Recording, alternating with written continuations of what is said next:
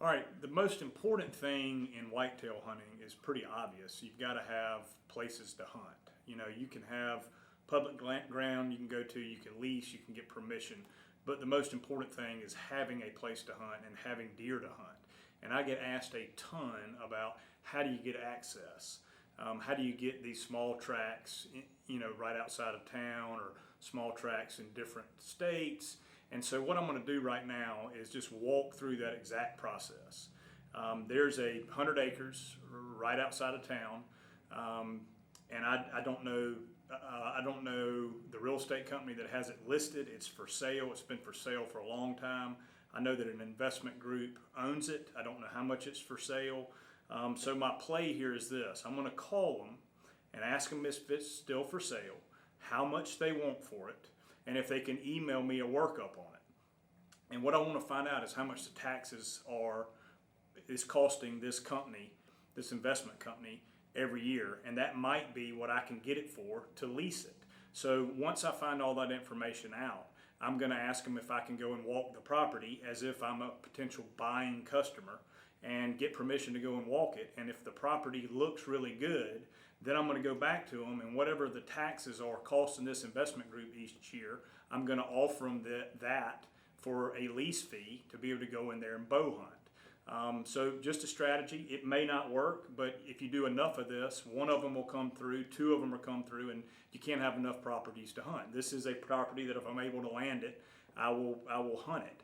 But this is completely unscripted. This guy may yell at me and tell me to go away, but I'm going to give it a try, and we'll see what happens. So Kevin's going to pick the phone up or the camera up, and I'm going to pick the phone up, and we're going to call these people and see what they say.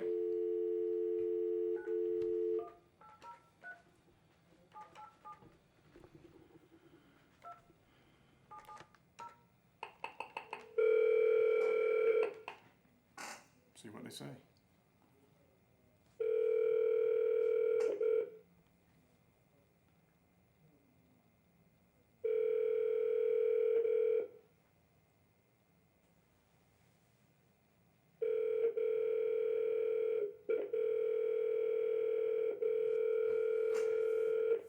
No, they're probably not going to answer.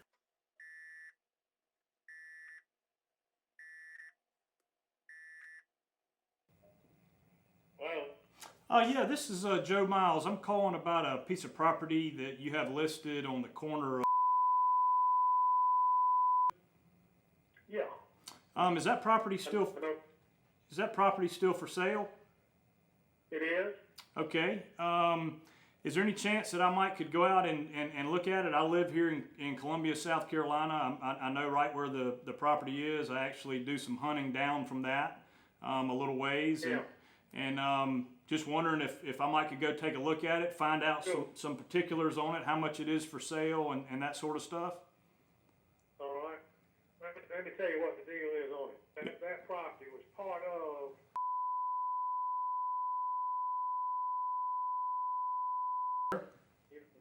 He owned about 4,000 acres down there. That was part of that property, and we put off everything else except that. So there's about 100 acres left, and we have began doing a little bit of planning on what to do with it. But I'll be glad for you to look at it, be glad for you to talk about this sale. They're asking $1 million for it, which is about $10,000 a day. Okay. Yep. All right. Well, I tell you what, if it's all right with you, I'll go out there maybe tomorrow morning and just do a walk over it, take a look at it, and then call you back. Any idea how much the property taxes are or anything else associated with it? What the property taxes are on it a year? I don't have that right here, but it's not much. I can find out. Okay. Yeah, I'd love to find that out, what the property taxes are, and then I'll go take a look at it, and maybe by then you'll have that information. I can call you back tomorrow morning and see where we are. Yeah, I'll make a couple of calls and get that for you. Okay, and what was your name? I'm sorry.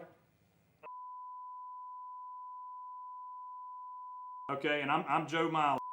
Thank you very much. I appreciate it, and I'll give you a call back in the morning. That's fair enough. Thank you. Thank you. Take care. Bye. Bye-bye. All right, so obviously $10,000 an acre is for development property that is close to town. That's not unusual. $1 million is crazy. I would never pay that. But the property taxes won't be much on it because it's 100 acres and the property is just sitting there. It's been sitting there for a long, long time. So what I'm going to do is go walk it, and if I see big buck sign in there, then I'm going to call the guy back. You heard him say he'd have the taxes, how much they were, and then I'm just going to say, hey, would it be okay if I went in there and bow hunted and I would pay you guys the taxes on it? You know, we'll find out what the taxes are, and, you know, there's a 50-50 chance he's going to say yes. But the key is finding an area that looks good, and I know this area. I've hunted around here. So that's the first thing. And then you have to work at it. You have to call people like that. You're going to get told no. You're going to get told to go jump in a lake, but that's who cares? All they can say is no. But you got to try. I mean, I had a guy hitting me up on Facebook the other day wanting me to help him find a place to hunt. Man, I'm trying to find my own places to hunt, and anybody can do this. So we'll see what happens, but this is a very transparent, real example of how you can get places to hunt, thinking outside the box. But again, that's the key to big deer and to finding places. You've got to have as many places as you can to hunt, and this is one tactic that can work. So we'll see. We're going to go walk it. We'll film that in the morning, then we'll film calling this guy back, and we'll go from there and see if we end up with it or not. But hope that helps. I think it's a good idea, and it's worked in the past, and it'll continue working. Thanks, guys. All right, piggybacking on the phone call we made yesterday, it is 9:20 the next morning after we called that guy that's got that property listed for sale, and we got permission to drive down there and walk it. So that's what we're going to go do. We're going to go walk it, see what it looks like. I know the area. It's a pretty good area. I actually hunt not too far from there. So once we walk it and see that it's going to be legit and there's some deer in there, we'll come back and make the call, and then we're going to film that follow-up call. So this is how I would go about finding places to hunt. So next stop, we'll film some stuff in there if we find some good sign and show you kind of what we're looking for, and then we'll come back and make the call to the guy and see if we can tie it up. So that's the plan. We're out. All right, we just got to the property that we're going to walk. First thing I notice, there's trash all over it. There's an old toilet right there. So if it looks good, what I'm going to do is find out what the property taxes are and maybe offer to pay those for the lease, and then also to keep this place cleaned up, to clean some of this stuff up. Obviously they want the property clean, so if you offer to clean it up for free, maybe keep trespassers out of here, all those little things can tip the scales in your favor. So when you get to the property, see how you can help and make it better. And when you pitch your idea of being able to hunt on it, those are things that you can add to that conversation, and it may tip the scale in your favor. So we're going to go walk now and see what we see.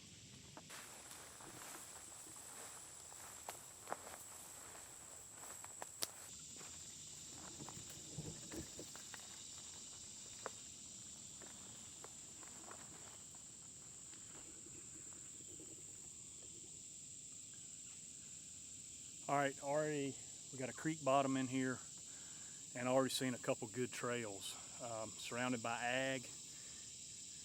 So far looking good. We'll try to find some old rubs. This isn't an ideal time to be walking the property. It's the end of July. Everything's greened up, but if you got to tie something up right before the season starts, this is how you would do it. So not only am I going to look right now for some old rubs and trails and stuff, but also going to look for a couple stand sites, just so, I'm in here, might as well do it, look for a couple spots to put up cameras, be as efficient as we can in case it works out that we can get to the spot. So the swamp bottom looks really good, and then it goes up to the hill. There's a lot of white oaks and acorn trees in there, and we've already seen a couple trails, and then we got plenty of ag around us, so far looking good. We definitely got pigs in here. Got a pig rub right here. You can see where he rubbed the mud on his back on this tree. So we got pigs. And big ass. All right, so walking in here, we found this big feeder. So somebody's been hunting it. Whether they've been doing it legally or not, don't know. Gonna find out. But gotta unturn every stone. This, you know, again, somebody may have the rights to hunt in here. Or we might get permission to join them, no telling. But found a big feeder. It doesn't look like it's been used in a couple years. But, you know, we'll find out when we call him back. So far, the property looks great. We're gonna make a big loop through here and then get out of here and go call the guy, see what the deal is. Look at the halt. Halt. There he goes, there we go. See the deer? Yep. Yep. Just jumped a couple right there. Bedded on right on the edge of this privet, right by this point, right where we thought they'd be.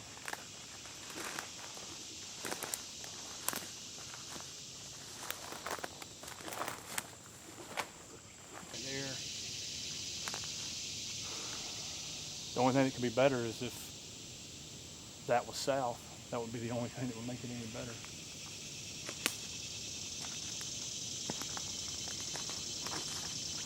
I mean, look at the tracks, the old tracks coming around this.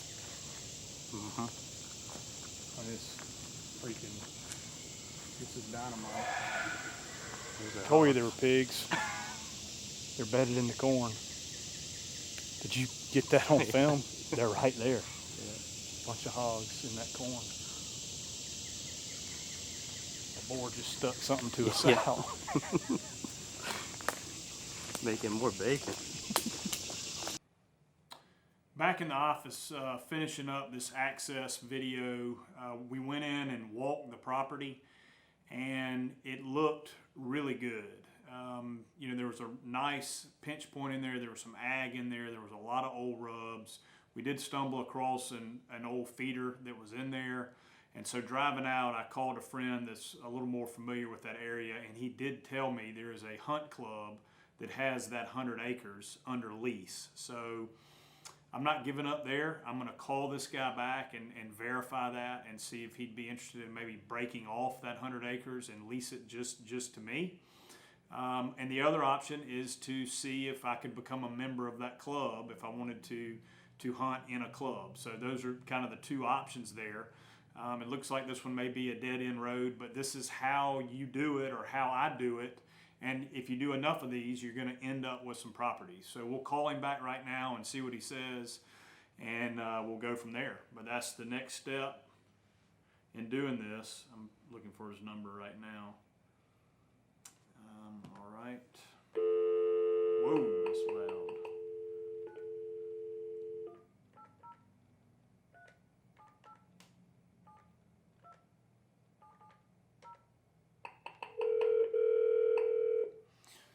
Let's hope he picks up.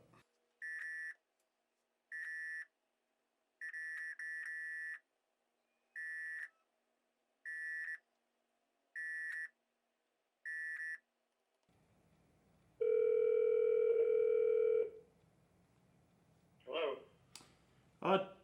Hey, it's Joe Miles. Talked with you yesterday about that property. Yeah, man, I remember well. Okay, I actually, I guess a mutual friend. You probably know that scoundrel, don't you? I know him well. Yeah. Well, when we left there, I figured he farmed that area, or his farmer did, and I called him and talked with him a little more about the property, and you know we would be looking at it from a recreational standpoint, and that's just, you know, it's not going to be really in our price range there, and I'm sure that, you know, you got it kind of set up for commercial. But I was asking, and he said that you guys leased the hunting out to a hunt club. Is that right? No, I don't think so. There's a, I'm not familiar with partner now for me, and I sort of manage all of those properties, but as far as I know, nobody's leasing there.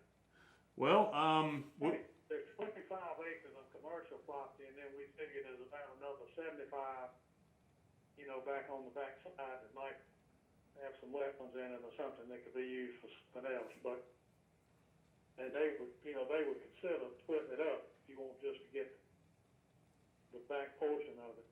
Right. Okay. Well, that might be a thought. If you talk to him about that, but when you talk to him, also, would you see if, you know, if I did some cleanup out there and maybe paid the property taxes on it or something, or did a little lease on it, they would lease it out to me for just some bow hunting. I hunt down there. I hunt on some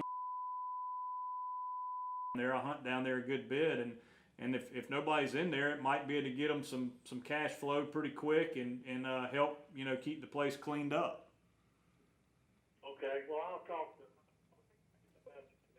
you want to do something like this? I'm sorry, you're breaking up a little bit on me. Yeah, you want to do something like 6 months of a year, short-term lease? Yes, sir. That'd be perfect. 6-month lease starting August 15th would be perfect. All right, well, let me talk to and, I'll get back to you probably in the morning, if that's all right. Yes, sir. 100%. You want me to? Is this your cell phone? It is? Okay. What I'll do is do you take text messages? Okay, I can text you my cell phone number, and then you can call me on that anytime. Yeah, do that, and I'll get back to you in the morning. Yes, sir. I'll do it right now. Thank you so much. Good deal, thank you. Yes, sir. Bye-bye.